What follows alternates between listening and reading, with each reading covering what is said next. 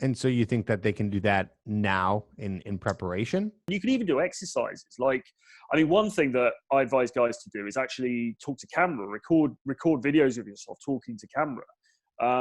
You don't have to put them out on YouTube or anything, but just the act of doing it will get you better when you're in an interpersonal interaction with a girl. I like that.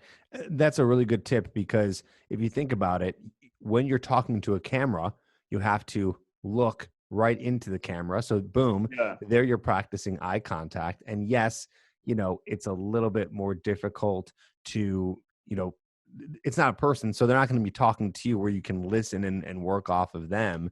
But at the very least, you can work on talking to someone, practicing eye contact by looking.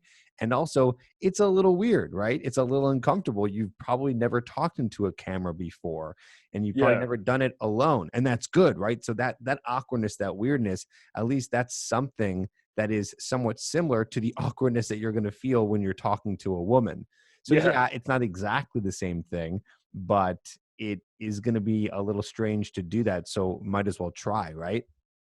Yeah, exactly. And I think just being able to talk for a period of time about a topic is a really useful thing because guys, as you know, I mean, guys will have approach anxiety. And the question that people will usually have is, well, what do I say? How do I open?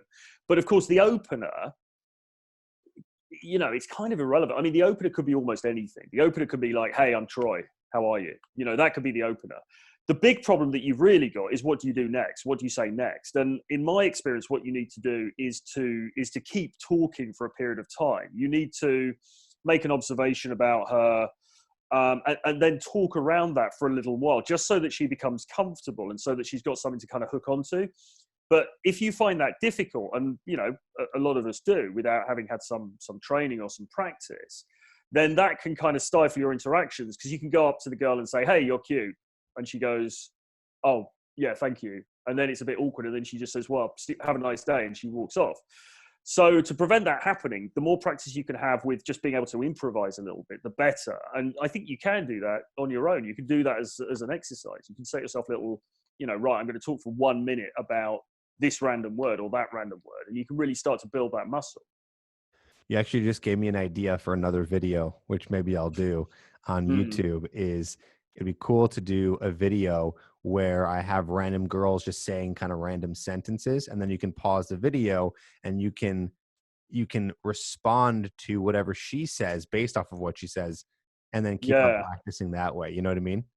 Yeah, absolutely. Because I do sometimes think, I don't know if you feel this, but I do sometimes think since I got into this, doing this stuff, like particularly YouTube. I mean, I've actually done my podcast for longer than YouTube, but I've been doing YouTube for a while. And, certainly my current channel I've had for over a year now. And sometimes guys will say, well, how do I get better at talking to girls? How do I get better in, finding things to say in social situations? And I sometimes think, do you know what? If you did a YouTube channel talking about it, that would really help. But of course, many guys aren't doing, what we're doing. So they kind of, in a funny way, they don't have that advantage. But then you think around it and you sort of think, well, but the fundamental mechanics of it is just looking into a camera and talking about something and trying not to fumble too much. And anybody can do that. It doesn't matter if you're publishing or not. You can still do that as an exercise. Yeah, exactly. Exactly. And then hopefully prepare yourself for when you go out and do this in the real world. And that's what we're Mm. getting into on this episode, really talking about what it means to meet women during the day. And I've done a few episodes on this before, but I'm interested in talking to you about it because every coach or instructor has a different way of going about it. I don't think any way is right or wrong. I think every way is just different for everyone, and there's so many different ways to skin a cat here. So I'm really curious Mm. with you, Troy. What are your steps in terms of going out and being able to successfully meet women during the day? And how does it start? Because I'm in belief that this is one of the best ways to meet women, and I'm sure you believe Yeah. because you told me you teach a lot of it and talk a lot of it, and it's such a great way because it's really practical. It's like Yeah. you're always going out, you're always like running an errand, you can walk around. It's so available. Obviously not right now, but when the world gets back to Mm. normal and like it was before, it's so available to you. It's like, oh, you want to go try and practice conversation or get a date? Cool. Go walk outside. Hopefully it's not freezing, but even in the times when it is, if you live in a city where people are walking around, it's pretty busy. I mean, really, what I'm saying here is you have a lot of opportunity. So I Yeah. just wanted to dive in with you and hear what your kind of guide is from A to Z in terms of where to start and how to do it and some of the practical tips and how to get Yeah. better. So you have the floor, man. Tell us how you teach guys and what you do.